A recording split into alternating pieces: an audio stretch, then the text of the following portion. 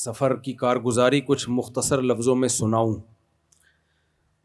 تو یہ جتنے بھی ملک ہیں، امریکہ ہے، جاپان ہے، ترقی یافتہ ممالک ہیں، Hong Kong, Australia, Germany, France, Norway, یہ وہ ترقی یافتہ ممالک ہیں جہاں میرا جانا ہوا۔ باقی غریب ملکوں میں بھی جانا ہوا۔ کسی نے طنز کیا ہوا تھا، امیر ملکوں میں جاتے ہو، غریبوں میں جاتے ہی نہیں ہو۔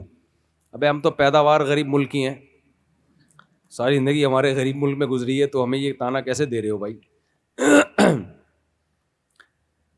تو یہ جتنے بھی ترقی یافتہ کنٹریز ہیں، چاہے وہ امریکہ ہو، چاہے وہ جاپان ہو، چاہے وہ سویڈن ہو، چاہے وہ ناروے ہو، چاہے وہ فرانس ہو، چاہے اٹلی ہو، آسٹریلیا ہو، ہانگ کانگ ہو، ان تمام ملکوں میں ایک قدر مشترک ہے، کچھ خوبیاں کامن ہیں اور کچھ خرابیاں ہیں۔ ہمارا جو پڑھا لکھا طبقہ ہے نا یونیورسٹیوں کا، ہمارے مدارس والے تو اتنے متاثر نہیں ہیں، یونیورسٹیوں والے زیادہ متاثر ہیں۔ تو ان کی خوبیاں دیکھ کے وہ ان کی خامیوں کو بھی قبول کرنے میں لگے ہوئے ہیں، سمجھتے ہو؟ جب انسان کسی سے متاثر ہوتا ہے نا تو اس کی برائیاں بھی اچھی لگتی ہیں، اور جب کسی سے نفرت کرتا ہے تو اس کی اچھائیاں بھی بری لگتی ہیں۔ ہمارے ہاں دو انتہائیں ہیں۔ ایک انتہا یہ ہے جو ان مذہبی لوگوں کی انتہا ہے جن کو دنیا کے حالات کا علم نہیں ہے، لہذا وہ ان کی اچھی چیزوں کو بھی ماننے کے لیے تیار نہیں ہے، ہر چیز کو سازش بنا کے پیش کرتے ہیں، ہر چیز میں ان کو سازش نظر آتی ہے۔ امریکہ کی سازش ہے، جاپان کی سازش ہے، فلانے کی، حالانکہ ان بیچاروں کو پتہ ہی نہیں ہوتا کہ یہ ہم سازش کر رہے ہیں، وہ بعض دفعہ خیر خواہی میں کام کر رہے ہوتے ہیں۔ اور جو ایک طبقہ ہے ہمارا یونیورسٹیوں کا، پروفیسروں کا، جو دنیاوی تعلیم حاصل کرتے ہیں، جن کو دین کا ذرا بھی علم نہیں ہے، ان کو ان کی کوئی برائی بھی نظر نہیں آتی، ہر برائی کو بھی اچھائی بنا کے پیش کرتے ہیں۔ وہ سمجھتے ہیں کہ نہیں سمجھتے؟ تو دیکھو، الحکمت ضالۃ المومن، حکمت مومن کی گمشدہ چیز ہے، جہاں سے ملے لے لو۔ کیا خیال ہے؟ ہمارے حضرت مفتی رشید احمد صاحب رحمہ اللہ تعالیٰ فرمایا کرتے تھے کہ ترقی یافتہ ملکوں میں جو چیزیں اچھی ہیں وہ اصل میں اسلام ہی کی چیزیں ہیں، تو ہمیں وہ اسلام سے لے لینی چاہیے اور یہ مان لینا چاہیے کہ یہ اسلام کی اچھائی ہم میں ہونی چاہیے تھی، جو ہم میں نہیں ہے لیکن ان میں ہے۔ تو یہ ہٹ دھرمی اور ضد نہیں کرنی چاہیے کہ جو اچھائی ہے اس کو بھی آپ برائی کہنا شروع کر دو۔ سمجھتے ہو کہ نہیں سمجھتے؟ وہ اچھائی کیا ہے میں بھی بتاتا ہوں۔ اور جو برائی ہے، اتنا متاثر یا اتنا فری کرانے کی ضرورت نہیں ہے کسی ترقی یافتہ ملک کو کہ ان کی بدترین درجے کی برائی پہ بھی آپ اچھائی کا لیبل لگانا شروع کر دو۔ دیکھو، پہلی خوبی آپ کو میں ایک بات بتاؤں، ان ملکوں میں قانون کی بالادستی بہت زبردست ہے۔ میں جب امریکہ گیا ہوں نا تو میرا ویزا لگا ہے مذہبی اسکالر کے طور پر، جس نے یہاں آ کے دین اور اسلام کی تبلیغ کرنی ہے۔ سمجھ رہے ہو کہ نہیں سمجھ رہے ہو؟ مجھے لوگوں نے بتایا کہ اس بیس پہ آپ کو ویزا نہیں ملے گا، کچھ ٹوپی کراؤ، ٹوپی، کچھ اور کہانی بناؤ۔ کسی نے کہا پگڑی اتار کے جانا انٹرویو دینے کے لیے، پگڑی سے آپ پورے فنڈامنٹلسٹ قسم کے مولانا لگ رہے ہو، آپ حلیہ چینج کر کے جانا، ایسا لگے کوئی اپ ٹو ڈیٹ قسم کا مسٹر آیا ہوا ہے۔ مسٹر کا ویزا لگنا آسان ہے، مولوی کا ویزا لگنا، جملہ تو کمپلیٹ کیا کرو یار، مشکل ہے۔ دورے والے طلبہ بیٹھے ہیں یہاں پہ، دورے والے سارے بیٹھے ہیں، دورے حدیث کے دورے والے تو 2-4 بیٹھے ہوئے، سمجھ رہے ہو؟ اور اگر جانا بھی ہو تو کم از کم پگڑی نہیں پہننا، ٹوپی پہن کے جانا، بہت زیادہ مولوی نہ لگو، تھوڑے مولانا کا ٹچ آئے، گاڑھے مولوی نہ لگو۔ سمجھتے ہو کہ نہیں سمجھتے؟ میں نے کہا ایسی کی تیسی. میں ایسی اسٹائل میں گیا پگڑی پہن کے, شلوار میری ویسے ہی چھوٹی ہوتی ہے, کچھ ٹخنوں سے اوپر ہوتی ہے, کچھ ویسے ہی نیچے نہیں ہو رہی ہوتی کہ چھوٹی اتنی سلیوی ہوتی ہے کہ پنڈلیاں نظر آ رہی ہوتی ہیں اس میں. تو وہی پگڑی پہن کے گیا میں. کیوں جا رہے ہو بھائی؟ اس سلسلے میں جا رہا ہوں. انٹرویو ہوتا ہے نا, کیا کرنے جا رہے ہو؟ تبلیغ کرنے جا رہے ہیں, مسلمانوں میں بیان کرنے جا رہے ہیں. تو قانون کی بالادستی ہے, انہوں نے مجھے ویزا دے دیا. سمجھتے ہو گے نہیں سمجھتے؟ کیونکہ کہتا ہے, امریکہ کہتا ہے ہم سیکولر اسٹیٹ ہیں تو ہمارے ہاں مذہبی آزادی ہے, تو جو کہا اس پر بولو, عمل بھی کیا. پھر مجھے بتایا گیا امیگریشن میں یہ ہوگا, یہ کریں گے, فلانا کریں گے. جب امیگریشن میں آپ داخل ہوگے, امریکہ میں قدم رکھو گے, تو پگڑی اتار دینا تاکہ دیکھنے میں فل مولوی نہ لگو, ٹوٹل مولوی جسے کہتے ہیں ہم, تھوڑے تھوڑے مولوی کا ٹچ آئے, فل مولوی نہ لگو کسی نے. میں نے کہا ایسی کی تیسی, پگڑی پہن کے گیا. امیگریشن میں پوچھا کیوں آئے ہو؟ میں نے کہا بھائی تبلیغ کے لیے آیا ہوں, ایک مذہبی ایک وہ ہے کیا کہتے ہیں اس کی فاؤنڈیشن ہے, اس نے بلایا ہے, یہ ہے دین کی تبلیغ کے سلسلے میں حاضر ہوا ہوں. انہوں نے مجھے کچھ بھی نہیں کہا, جانے دیا اندر. ٹھیک ہے, کتنے دن ٹھہرنا ہے؟ اتنے دن ٹھہرنا ہے. تو بھائی یہ تو مذہبی آزادی کا مطلب واقعی مذہبی آزادی ہے کہ نہیں ہے؟ اچھا, پھر میرا امریکہ سے دوسرے ملک میں سفر ہوا, پاناما گیا. 1 ہفتہ وہاں گزار کے جب دوبارہ امریکہ آیا تو دوبارہ انٹری ہوئی ہے کہ نہیں ہوئی ہے؟ مجھ سے پوچھا پاناما کس سلسلے میں گئے تھے؟ میں نے کہا تبلیغ دین کے لیے گیا تھا, پریچنگ آف اسلام کے لیے گیا تھا. انہوں نے کہا یار تمہارا کام اس کے علاوہ کوئی اور نہیں ہے؟ نہیں کہا مجھے. تو یہ اچھا, جب امریکہ میں میرے بیانات ہوئے, بہت زیادہ کراؤڈ تھا. مجھے پاکستان سے میسج آئے کہ یہ آپ پر پابندی لگا دیں گے کیونکہ آپ کے کھلے ڈلے بیان ہو رہے ہیں, فل دبا کے آپ کے پبلسٹی ہو رہی ہے, یہ تو غلط ہے. میں نے جن لوگوں نے مجھے بلایا تھا, میں نے کہا بھائی پابندی لگا دیں گے, اتنے بڑے بڑے بیانات نہ کرو. انہوں نے کہا آپ کو ہم نے ویزا دلوایا ہی بیان کے لیے, بیان نہیں کریں گے تو شاید پابندی لگا دیں. بیان تو آپ کے باپ کو یعنی آپ کو بھی بولو کرنا پڑے گا. اچھا بھائی, تو پھر فلاں فلاں فلاں پہ پابندی کیوں لگی؟ بھائی بیانات میں انہوں نے لاز کی پابندی نہیں کی, سمجھتے ہو؟ یا جنہوں نے ویزا اپلائی کسی اور کام کے لیا, آ کے کام کوئی اور شروع کر دیا. ہو سکتا ہے مجھ پہ بھی پابندی لگا دیں, اتنے اچھے نہ ہو جتنا میں سمجھ رہا ہوں. پہلا تجربہ کیا ہو, دیکھا کہ بہت کراؤڈ ہے, تو ہو سکتا ہے اگلی دفعہ میں باہر نکال دیں, بولا بھائی تو سارے مسلمان ہو جائیں گے تو ہم کیا یہاں کریں گے بیٹھ کے. ہو سکنے کو تو کچھ بھی ہو سکتا ہے, فیوچر کا مجھے نہیں پتا. اب تک کی رپورٹ آپ کے سامنے پیش کر رہا ہوں کہ ہم لوگ کچھ چیزوں میں بہت زیادہ نیگیٹیوٹی پھیلاتے ہیں, منفیت پھیلاتے ہیں, جو کہ حقیقت کے خلاف ہوتی ہے. غلطیاں ہماری اپنی ہوتی ہیں, قانون کو ہم فالو نہیں کر رہے ہوتے, لیکن ڈال دیتے ہیں کس کے اوپر؟ دوسرے ملکوں کے اوپر. بھائی یہ یوں ہے, یہ یوں ہے, یہ یوں ہے. ایک مذہبی اسکالر کا یوٹیوب چینل بند ہوا, انہوں نے کہا کہ امریکہ کی سازش ہے. جب ہم نے اپنے ایڈمن کو بتایا کہ انہوں نے بتایا کہ انہوں نے یوٹیوب کے قانون کی پابندی نہیں کی ہے, اگر یہ اسلام دشمنی نے میں یوٹیوب نے کیا ہوتا تو ملحد اور ایتھیس لوگوں کے زیادہ چینل بند ہوئے بنسبت مسلمانوں کے. سمجھ میں نہیں آ رہی میرے خیال میں. یوٹیوب نے جو بہت سارے چینل اڑائے ہیں نا, ان میں آپ جاؤ گے تو ملحدین کے چینلوں کے اڑانے کا ریشو مذہبی چینل سے زیادہ ہے. لیکن ملحد لوگ نہیں کہیں گے ایتھیزم کے خلاف یوٹیوب کی سازش ہے. مذہبی چینل جب آپ کی حماقتوں سے یوٹیوب اڑائے گا تو آپ کہو گے یوٹیوب کیا کر رہا ہے؟ اسلام دشمنی, اور یہ یوٹیوب کی اسلام کے خلاف کیا ہے؟ سازش. تو ہمارے ذہن میں سازش کے سافٹ ویئر انسٹال ہوئے ہیں. ہمیں جہاں اپنی غلطی بھی ہوتی ہے وہاں ہمیں دوسرے کی کیا نظر آ رہی ہوتی ہے؟ بولتے کیوں نہیں بھائی؟ سازش. تو یہ جو منفیت کا کے جراثیم ہے نا, جس کو میں کیڑا کہنا چاہ رہا تھا لیکن مناسب نہیں ہے, سارے بڑے حضرات بھی بیٹھے ہوئے ہیں, مناسب نہیں ہے.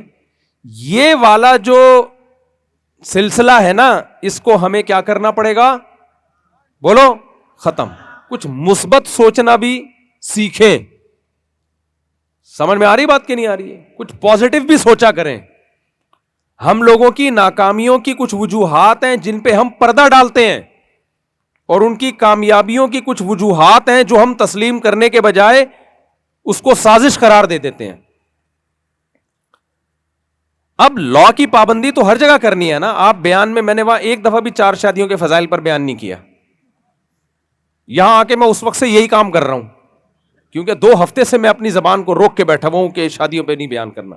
جتنا میرا سفر تھا نا, کیونکہ وہاں انلیگل ہے 2 شادیوں کی, تو بھائی آپ کوئی اور کام کر لو. میں وہاں جا کے شادیوں کے علاوہ اور بہت سارے دین کے کام تھے جو رہ گئے تھے, وہ وہاں جا کے میں نے شروع کر دی. بہت دنوں سے نماز روزے پہ بیان نہیں کیا تھا, تو نماز روزے پہ بیان ہو گیا اس بہانے. اب لوگ کہہ رہے ہیں دیکھو یہ کیسا ملک ہے, اسلام میں 4 شادیاں ہیں اور یہ 4 شادی پہ پابندی لگائی ہوئی ہے. بھائی 4 شادی ایک چیز پہ پابندی لگائی ہوئی ہے نا, بہت ساری پہ نہیں ہے نا. تو آپ کو بھی کیا ضرورت ہے وہاں جا کے وہی ٹاپک چھیڑو جس پہ پابندی ہے؟ اور بھی تو بہت سارے کام ہو سکتے ہیں. اب میں وہاں جا کے یہ دنادن 4 شادیوں میں بیان کرتا, مجھے ٹھپا لگتا, ہمیشہ کے لیے ڈیپورٹ کر دیا جاتا. پھر میں کہتا دیکھا اسلام کے خلاف کیا ہے سازش. تو یہ ان کی غلطی نہیں ہوتی, یہ کس کی غلطی ہوتی؟ یہ میری غلطی. تو اس بہانے مجھے اسلام کے اور بھی احکام پر بیان کرنے کا موقع آتے ہی پھر میں نے 4, کیونکہ 2 ہفتے سے گلا گھونٹا ہوا تھا میرا. اب میں آج بھی میں نے دنادن 4 شادیوں پہ زبردست طریقے سے بیان کیا اور ایسا جوشیلا خطاب کیا ہے. اور پھر میں نے کہا پاکستان زندہ باد, انڈا موڑ زندہ باد, کیونکہ ہم اپنے ممبر پہ جو بول سکتے ہیں وہ دنیا میں کہیں بھی نہیں بول سکتے. سمجھتے ہو کہ نہیں سمجھتے؟ یہ ہے مثبت. اور بہت ساری چیزیں مثبت ہیں. اخلاقیات میں ایک دوسرے کا احترام, گھور گھور کے نہ دیکھنا. آپ یہاں کہیں بیٹھ جاؤ نا, ایسا لگتا ہے چڑیا گھر میں کوئی نیا جانور آئے جس پہ ٹکٹ لگا دیا ہے. لوگ گھور گھور کے دیکھ رہے ہوں گے, کیوں گھور رہے ہو بھائی؟ یہ غیر اخلاقی حرکت ہے. کیوں کسی کی پرائیویسی میں دخل اندازی دے رہے ہو؟ یہ غیر اخلاقی حرکت ہے. کیوں کسی کو چھیڑ رہے ہو؟ وہاں کوئی کسی کو نہیں چھیڑتا. ہر آدمی اپنے کام سے کام. کسی کو گھورنا بہت بڑا جرم سمجھا جاتا ہے, غیر اخلاقی حرکت سمجھی جاتی ہے. بھائی اپنے کام سے کام رکھو, دوسرا کیا کر رہا ہے مت گھسو. ایک بوڑھے میاں تھے, انہوں نے کسی بچے سے کہا, وہ سگریٹ پی رہا تھا, بیٹا سگریٹ پینے سے انسان کی عمر کم ہو جاتی ہے. بچے نے کہا میرے دادا کی عمر تو 100 سال تھی. اس نے کہا وہ سگریٹ نہیں پیتے تھے؟ کہا وہ کسی کے کام میں ٹانگ نہیں اڑاتے تھے. بچے کا جواب غلط تھا, سگریٹ سے تو روکنا چاہیے, لیکن اتنا تو تھا نا کہ جب آپ دوسروں کے کاموں میں ٹانگ اڑاؤ گے تو ٹینشن آپ کو بھی ہوگی اور سامنے والے کو بھی ہوگی. کیا خیال ہے کہ نہیں؟ تو عمر کم ہوگی کہ نہیں ہوگی ٹینشن کی وجہ سے؟ ہمارے پاس فالتو ٹائم بہت زیادہ ہے. یہ بھی سازش, وہ بھی سازش, وہ ایسے کر رہا ہے, وہ یوں کر رہا ہے, اس کے یہاں طلاق ہو گئی تو وہ کیوں ہوئی ہے. ان لوگوں میں میں بھی نیگیٹو بھی چیزیں بتاؤں گا, ایسا نہیں ہے کہ آپ بولیں کہ یار ماشاء اللہ. تو ان لوگوں میں کسی کے کام میں دخل اندازی دینا, ٹانگ اڑانا, یہ کیا سمجھا جاتا ہے؟ بولو, برا سمجھا جاتا ہے. صفائی ستھرائی بے انتہا ہے. کہیں ایک مکھی کو ترس گیا تھا میں, مکھی مچھر مس کر رہا تھا میں نے وہاں بیان میں کہا, میں نے کہا مکھی مچھر مس کر رہا ہوں میں, کیونکہ گندگی نہیں ہے تو مکھی بیٹھے گی کہاں؟ یہ گندگی والی مکھیاں پھولوں پہ تھوڑی بیٹھتی ہیں. تو ان کے حکمران بھی عوام کے ساتھ مخلص, عوام بھی تمیز سے زندگی گزاری ہے, رسپیکٹ, ایک دوسرے کا احترام, لائن میں لگے ہوئے ہیں تو لائن میں کوئی لائن توڑنے کی کوشش بولو نہیں کرتا, تمیز سے ہنسی خوشی زندگی. یہ بہت کچھ ہے ابھی کہنے کو, ابھی میں اتنا سارے تو میں بیان کر کے ابھی مختصر سمیٹ رہا ہوں, آپ لوگ بھی تھکے ہوئے ہو. لیکن میرے بھائی ان تمام تر خوبیوں کے باوجود ایک انتہائی بھیانک چہرہ ہے اس سوسائٹی کا, جو ہمارے لوگوں کو, مذہبی لوگوں کو بھی سمجھ میں نہیں آ رہا, اور یہ اسی تباہی کی طرف جا رہے ہیں. وہ وہی ہے جو میں گلا دبا کے بیٹھا ہوا ہوں بہت دنوں سے. میں جو بولتا ہوں نا بر وقت شادی کرو, بچے اسپیڈ سے پیدا کرو, تو میں کوئی پاگل نہیں ہوں. انگریزوں نے شادیاں کرنا چھوڑی اور فیملی پلاننگ کے نام پہ ان کی اولادیں سمٹنا شروع ہو گئی. پہلے نعرہ لگایا 4 بچے ہی اچھے پھر 2 ہی اچھے. حکومت نے کہا 2 اچھے وہ لازمی ہونے چاہیے. لوگوں نے کہا 2 بھی اچھے نہیں ہیں. جب اولاد بوجھ ہے تو پھر 2 بھی بوجھ ہیں. نہیں یہی بات میرا خیال ہے. خاندانی نظام کی ایسی کی تیسی. جتنے باہر سے خوبصورت گھر ہیں اندر سے اتنے ہی بے رونق ہیں. آدمی کہتا ہے ہمارے میلے کچیلے گھر ان سے اچھے ہیں. رونق تو ہے نا گھر میں, کیونکہ مذہب نہیں ہے نا ان کی زندگی میں, تو نکاح بھی نہیں ہے. ہمارے ہاں بھی ایسے افلاطون اور بقرات پیدا ہو گئے ہیں. ایکچولی جب اپنے پاؤں پہ کھڑے ہو جاؤ گے, اسٹیبل ہو جاؤ گے, شادی کوئی بچوں کا کھیل نہیں ہے. پھر ایک صاحب ابھی ہمارے رشتہ داروں میں مجھے ملے, کہہ رہے ہیں دیکھیں انسان کو اپنی جیب دیکھ کے بچے پیدا کرنا چاہیے, برساتی مینڈکوں کی طرح نہیں پیدا کرنا چاہیے. تو میں نے ان سے کہا پھر آپ مجھے ایک اصول اور ضابطہ بتا دیں, 1 لاکھ والے کے کتنے بچے ہونے چاہیے, 2 لاکھ والے کے کتنے ہوں, 3 لاکھ والے کے کتنے ہوں. ایک اصول ہو, یہ مبہم بات تو نہ کرے نا. ان کمبختوں کے پاس کوئی اصول اور ضابطہ نہیں ہے. اٹھا کر پھینک دو باہر گلی میں, نئی تہذیب کے انڈے ہیں گندے. ہمارے پاس اسلام ہے, ان کی تمام تر خوبیوں کے باوجود ڈپریشن کی بیماری پوری دنیا میں ان ملکوں میں سب سے زیادہ ہے جو سب سے زیادہ ٹینشن فری ملک ہے. آپ کو پتا ہے دنیا میں سب سے زیادہ لگژری لائف سوئٹزرلینڈ والوں کی ہے, یہ بات پتا ہے پہلے سے؟ سوئٹزرلینڈ کا نام سنا ہے؟ دنیا میں سب سے زیادہ جو لگژری لائف جس ملک کی سمجھی جاتی ہے وہ کون سا کنٹری ہے؟ سوئٹزرلینڈ. سب سے زیادہ عیاشی والا, دولت والا ملک, جہاں تلاش کرنے سے بھی آپ کو ٹینشن نہیں ملے گی, ٹینشن کے علاوہ ہر چیز مل جائے گی. آپ وہاں جاؤ گے نا بھائی, کوئی ٹینشن کی چیز ہے یہاں پہ؟ لوگ کہیں گے یہاں سب کچھ ہے. جیسے گوگل پہ آپ لکھو گے نا, کچھ بھی لکھو گے آ جائے گا. بیوی کو قابو کرنے کا طریقہ لکھو گے وہ نہیں آئے گا. گوگل کے پاس ہر مسئلے کا حل ہے یا نہیں ہے؟ آپ بولو کوئی اچھا حکیم بتا دو, وہ 20 حکیم بتا دے گا. آپ اچھا ڈاکٹر بتا دو, 20 ڈاکٹر بتا دے گا. آپ شوگر کی بیماری 20 بیماری کے علاج بتا دے گا. لیکن آپ لکھو بیوی کو قابو کرنے کا طریقہ, سرچنگ میں ہی لگا رہے گا قیامت تک. تو سوئٹزرلینڈ میں, سویڈن میں, ناروے میں آپ کو ٹینشن, بولو, جاپان میں ٹینشن کے علاوہ سب کچھ ہے. میں نے بھی بہت تلاش کی ایک ہفتے میں ہی ٹینشن تھا ان لوگوں کے لیے, ورنہ جاپان میں ہمیں ٹینشن نظر نہیں آئی. لیکن آپ کو پتا ہے ڈپریشن کتنی زیادہ ہے بھائی. تمہیں کس بات کی ڈپریشن ہے یار؟ تم ہر خواہش پوری کرتے ہو, تمہارے اندر شہوت پیدا ہوتی ہے, تمہارے پاس نائٹ کلب کھلے ہوئے ہیں, جا کے منہ کالا کرتے ہو وہاں پہ, تم سستے میں عورت مل جاتی ہے تمہیں, تم شراب پینے کا دل چاہتا ہے, تمہیں شرابیں ایک سے ایک مل جاتی ہیں. بے روزگار آدمی کو حکومت کی طرف سے الاؤنس ملتا ہے, وہ اسی میں اتنا کما لیتا ہے کہ روزگار کا دل ہی نہیں کرتا اس کا. سڑکوں میں کھڈے نہیں ہے تمہارے,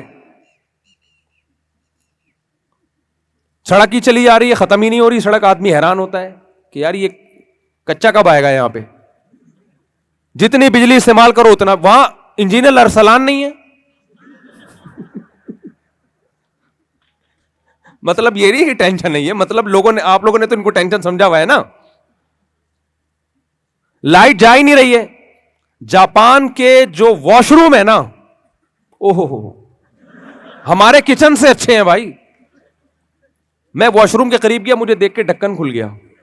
اتنی اطاعت فرما برداری جو ہمارے غلاموں میں نہیں ہوتی وہاں کے واش روموں میں ہے. اتنی فرما بردار آج کل بیویاں نہیں ہوتی یار. آپ جو چائے منگوا رہے ہو چائے لے آئے, کھانا منگوا رہے ہو کھائے لے آئے, لیکن واش روم آپ کی ضرورت کو دور سے بھانپ لیتا ہے. کس سلسلے میں آ رہے ہو آپ, آٹومیٹک کس سلسلے میں آ رہے ہو وہ دیکھ کے ڈھکن کھل جائے گا. اتنی بھی ٹینشن نہیں ہے کہ آپ کو واش روم کا ڈھکن کھولنا پڑے. پھر سردیاں ہوتی ہیں تو واش روم کا ٹیمپریچر, آپ بیٹھتے ہو نا, ہمارے ہاں بعض دفعہ واش روم میں بیٹھ کے آدمی اڑ جاتا ہے, ایسے ہی ٹھیک ہوں میں, اتنا ٹھنڈا ہوتا ہے وہ. ایک آدمی جنگل میں گیا واش روم جانے کے لیے نا, تو شیر بیٹھا ہوا تھا اس جگہ پہ. اسے کہتا ہے میری تو نکل گئی, اب تو ہی کر لے. آپ میری تو تجھے دیکھ کے سمجھ میں آ رہی. تو جاپان کے واش روم ایسے آٹومیٹک سسٹم, اور باقی استنجا کیسے ہوتا ہے ان واش روموں میں اتنی ڈیٹیل میں نہیں جا سکتا میں. لوٹے کی ضرورت نہیں ہے, پانی سے خود بخود استنجا ہوگا آپ کا. یعنی اتنا سسٹم یار, ٹینشن ہی نہیں ہے کسی چیز کی. کھانے کھاؤ پیٹ خراب نہیں ہوتا, اتنی ہائیجینک خوراکیں ان لوگوں کی. تو میں کہہ رہا تھا جاپانیوں سے, کم بختو تم خودکشی کس سلسلے میں کر رہے ہو, کیا ہو گیا تمہیں, اتنی خودکشیاں ہو رہی ہیں جاپان میں. ایک جگہ ہے جنگل, اس کا میں ولاگ نہیں بنا سکا کیونکہ اس سوسائٹی میں پابندی ہے ہماری نیگیٹیوٹی پر ولاگ مت بناؤ, وہ ویزا آپ کا ریجیکٹ کر دیں گے, بولیں گے دفعہ ہو جاؤ یہاں سے, صرف پازیٹیو چیزیں دکھاؤ, نیگیٹو مت دکھاؤ. آسٹریلیا میں بھی ایک جگہ ہے جہاں سے باقاعدہ چھلانگ لگا کے لوگ, اتنا خطرناک جگہ ہے نا, میں تو دیکھ کے ڈر گیا. میں نے کہا بھائی کیا ہے یہ, سمندر کے قریب ایک جگہ ہے خودکشی پوائنٹ, اس میں اوپر سے چھلانگ لگاتے ہیں الٹے ہو کے, نیچے پتھر ہے, ایک دم کرچی کرچی ہو جاتا ہے. گورنمنٹ اس جگہ کو روک روک کے تھک گئی ہے, پہلے باڑ لگائی کیونکہ لوگ تلاش کرتے ہیں کوئی ایسی جگہ جہاں سے گرو تو سیدھا سر پھٹے ہمارا, اس ٹائپ کی کوئی جگہ ہمیں چاہیے. تو جہاں ایسی ٹائپ کی جگہ ملتی ہے مخبری ہوتی ہے, سارے خودکشی کرنے والے ایک ایک کر کے پہنچتے ہیں. تو گورنمنٹ اس جگہ کو باڑ لگا کے روکا, لوگوں نے باڑوں سے چھلانگیں لگانا شروع کر دی, پھر بہت اونچی باڑ کر دی, اتنی کہ ہم دیکھنے کے لیے بھی نہیں جا سکے اس جگہ. کیا ہو گیا بھائی, آسٹریلیا تو اتنا خوبصورت ملک ہے یار, اتنے کھلے ڈلے. ہمارے گلستان جوہر دیکھو, اتنے اتنے سے گھر ہیں, اور میرا 4 شادیوں اور 18 بچوں والا بیان سن سن کے ایک ہی کمرے میں سارے رہ رہے ہیں, ایک کمبل میں 4 بچے, پھنسیاں پھوڑے, ایک دوسرے کو خارش کی بیماریاں لگ رہی ہیں. تو ہم نے یہ تھوڑی کہا ہے کہ ہم تو یہ کہہ رہے ہیں جب شادیاں کرو بچے تو پھر تھوڑا سا آبادی سے باہر نکل کے تھوڑا سا گھر کشادہ لے لو بھائی, ایک ہی جگہ پہ گھسایا ہوا ہے آپ نے. پھر بھی کھڑکی سے نکل کے خودکشی نہیں کر رہے وہ, اتنی ٹینشنوں میں بھی. بتیاں جا رہی ہیں, لائٹ جا رہی ہے, لوگ غریب غربت کے تانے دے رہے ہیں. آسٹریلیا میں تو جنت کی بہاریں ہیں بھائی. تمہیں کیا ضرورت ہے یار اتنی اونچائی سے تم یوں کر کے چھلانگ لگا کے سر پھٹو, ہمیں تو دیکھ کے وحشت ہو رہی ہے. حالانکہ خودکشی تو ہم پہ بنتی ہے یار. کیا خیال ہے بھائی, 6 مہینے جامعہ میں وظیفے نہیں مل رہے ہوتے, لائٹ گئی بھی ہوتی ہے, پھر ارسلان بھائی کی تقریر چلتی ہے, اس کو سوچ کے تسلی ملتی ہے. اور 20 قسم کے مسائل. مولانا فضل الرحمان نے کہہ دیا عمران خان یہودی ایجنٹ نہیں ہے, ہم نے اس کو بھی مان لیا. خودکشی بنتی ہے کہ نہیں بنتی ہے؟ تو سیاسی حالات دیکھو, سسٹم الیکشن میں جو ہوا, سسٹم ہوا ہے, سسٹم تو ایک دم رزلٹ یوں جا رہا ہے, پھونکوں والی سرکار نے پھونک لگائی ٹھک کر کے, رزلٹ کیا ہو گیا؟ کیا خیال ہے بھائی؟ ایسی جگہ سے لوگ جیتے ہیں, وہ کہہ رہے ہیں ہم تو یہاں سے کھڑے ہی نہیں ہوئے تھے. تو ہم پہ بنتی ہے کہ نہیں بنتی؟ یہ ٹینشنیں آپ انگریزوں کو دے دو نا, جاپانیوں کو دے دو, پورا جاپان ایک دن میں ہلاک ہو جائے گا. تو یار اتنی خوبیوں کے باوجود کون سی ایسی منفی چیز ہے, نیگیٹیوٹی ہے, جنہوں نے ان کی خوشیاں ان سے چھین لی ہیں. تو میں سویڈن کا بتا رہا تھا, بات کو سمیٹو, لمبی بات ہوتی جا رہی ہے. سویڈن میں اتنی سوئٹزرلینڈ میں اتنا ترقی یافتہ ملک ہے نا کہ آپ کی سوچ ہوگی, دنیا کی جنت کہو تو غلط نہیں ہے. اتنی خودکشیاں ہیں کہ پہلے حکومت نے خودکشیوں کو کنٹرول کرنے کے لیے اتنے قانون بنائے, پالیسیاں بنائیں. جب حکومت بیزار ہو گئی کم بختوں کو سزا بھی دینے سے بھی, کیونکہ وہ جب مرنے کے لیے ہی تیار ہے, اسے کیا سزا دو گے آپ؟ وہ کہے گا میں اسی سلسلے میں تو حاضر ہوا تھا. ٹھیک ہے نا, یہ جو میں جملہ بار بار کہتا ہوں اس سلسلے میں حاضر ہوا تھا, اس کی ایک کہانی ہے. ایک ادیب کی, ادب والے شاعر کی شادی ہو گئی, تو دلہن کے پاس گیا, تو اب سمجھ میں نہیں آ رہا تھا کہ میں بات چیت کا آغاز کیسے کروں نا. تو کہہ رہے میری کل آپ سے شادی ہوئی تھی, اس سلسلے میں حاضر ہوا ہوں میں. تو اس لیے میرے زبان پہ یہ جملہ چڑھ گیا ہے کہ جو خودکشی کرنے والے کو سزا دیں گے وہ کہے گا میں تو اسی سلسلے میں تو خودکشی کر رہا تھا, مار بھائی تو مجھے. تو اتنی بیزار آ گئی ہے سوئٹزرلینڈ کی گورنمنٹ کہ بالآخر انہیں خودکشی کو لیگل کرنا پڑا ہے. سمجھتے ہو گیا نہیں سمجھتے؟ انہوں نے کہا مرنا چاہتے ہو مرو, ہم نہیں روک رہے, تمیز سے مرو نا. چھیچڑے بیچڑے ادھر ادھر پڑے ہوئے ہوتے ہیں, ٹرکوں کے نیچے آ رہے ہوتے ہیں, روڈ بلاک ہو جاتا ہے, رجسٹریشن نمبر ہے, فل کرو, ہم ٹائم دیں گے آپ کو, اور اس ٹائم پہ وہ مار دیتے ہیں بندہ. پھر اس میں بہت سارے فارم ہیں. آپ اجتماعی مرنا چاہتے ہیں اکٹھے یا انفرادی مرنا چاہتے ہیں؟ آپ گیس کے چیمبر میں بند ہو کے مرنا چاہتے ہیں, زہر آپ کے لیے زیادہ سوٹیبل رہے گا, زہر کا انجیکشن لگا دیں یا سر قلم کر دیں یا بم سے اڑا دیں, جو بھی سوٹیبل ہے آپ فارم میں لکھیں, آپ کو ڈیٹ دی جائے گی. وہ صرف یہ کہتے ہیں خدا کے لیے اسٹیٹ کی خاطر 4 دن صبر کر لو, آپ کا بھی نمبر آ جائے گا. اور اتنے لوگ لائن میں لگے ہوئے ہیں کہ نمبر بہت دیر سے آتا ہے. سمجھ میں نہیں آ رہی بات؟ تو بھائی کون سا ایسا, میں اپنے جو سیکولر لبرل لوگ ہیں ان کو یہ بتا رہا ہوں, آپ لوگ بھی سیکھو یہ چیزیں. ایک سوسائٹی میں بہت بڑا عیب ہے, یہ مذہب سے بغاوت کا نتیجہ نہیں ہے صرف, مذہب تو پہلے بھی تھا, یہ فیملی سسٹم تباہ کرنے کا نتیجہ ہے. سمجھ رہے ہو؟ خلق من الماء بشرا فجعلہ نسبا وصہرا, اللہ نے انسان کو پانی سے بنایا, ددیال ننیال والا خاندان دیا اور سسرال والا خاندان دیا. ان کے خاندان مارکیٹ سے کیا ہو گئے؟ Short. Girl friend boy friend. سمجھتے ہو؟ مجھے ایک بات بتاؤ, رشتے زنا سے بنتے ہیں یا نکاح سے بنتے ہیں؟ نکاح سے بنتے ہیں. یہی وجہ ہے کہ گدھے کا کوئی ماموں نہیں ہوتا, گدھے کی کوئی خالہ پھپھو, بولو نا, کیونکہ شادی نہیں ہے. تو جب آپ نکاح کو سوسائٹی میں پروموٹ نہیں کرتے, نکاح کو مشکل بناتے ہو, کثرت اولاد کو ایک عذاب بنا کے پیش کرتے ہو, تو خاندان سمٹنا شروع ہوتے ہیں. تو یہ ایک دم سے انگریزوں میں نہیں ہو گیا, یہ 100 سال پہلے کی تحریکیں جس کے نتائج آج بھگت رہے ہیں وہ, اور ہم اسی ڈگر پہ چل رہے ہیں.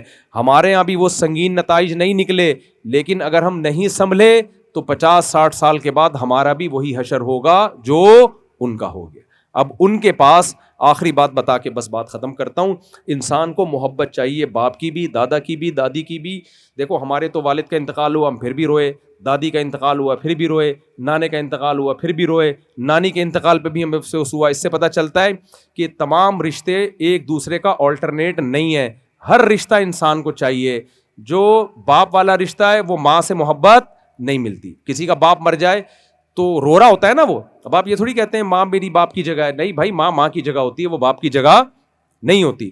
بہن بھائیوں کے رشتہ بھی چاہیے, بیٹوں پوتوں کا رشتہ بھی چاہیے. هو الذی جعل لکم من انفسکم ازواجا وجعل لکم من ازواجکم بنینا وحفدا. اللہ نے پوتوں تک کا بھی تذکرہ کیا ہے. نواسے بھی چاہیے, بہویں بھی چاہیے, داماد بھی چاہیے. یہ خاندانی نظام انسان کی کو خوش رکھنے کے لیے چاہیے, اگرچہ یہ ٹینشن بھی بہت بڑی ہے, لیکن یہی انسان کو ریلیکس کرنے کے لیے بھی ضروری ہے. تو اب اگر یہ سسٹم سوسائٹی میں ختم ہوگا تو پھر گورے کے یہاں یہ سارا سیٹ اپ جب ختم ہوا, زنا, شراب, کباب, گرل فرینڈ, تو بچے مارکیٹ سے شارٹ ہونا شروع ہوئے.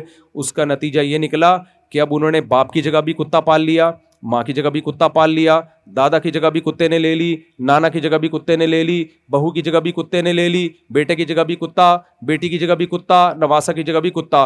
ہر گورا اور ہر گوری ایک کتے کے کو لے کے گھوم رہی ہے. وہی کتا اس کا باپ بھی ہے, وہی کتا اس کا بیٹا بھی ہے, وہی کتا اس کا دادا بھی ہے, وہی کتا اس کی بہو بھی ہے کتا مگر ہے بہو, وہی کتا اس کا داماد بھی ہے, وہی اس کا پوتا بھی ہے, وہی اس کا نواسا بھی ہے. ظاہر ہے کتا اتنی ساری محبتوں کا آلٹرنیٹ نہیں ہو, انسان نہیں ہو سکتا, تو کتا کہاں سے ہوگا؟ تو کتوں جیسی زندگی ہو گئی کہ نہیں ہو گئی؟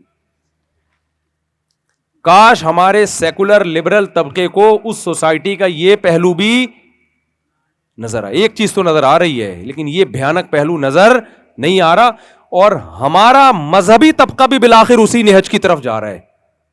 یہ تو مولوی لوگ باتیں کر رہے ہیں, ایکچولی آمدن بھی ہونی چاہیے, جو 4 بچے, یار یہی باتیں کر کر کے انہوں نے بیڑا غرق کیا. بچہ جب پیدا ہوتا ہے تو ماں کی چھاتیوں میں دودھ آنا اس کی علامت ہے کہ یہ تمہاری اولاد بعد میں ہے, اللہ کی مخلوق پہلے ہے. اب لوگ کہتے ہیں دودھ ہی تھوڑی ضرورت ہے, او بھائی ابھی فی الحال صرف دودھ ہی کی ضرورت ہے, اس لیے اللہ نے دودھ پیدا کر دیا.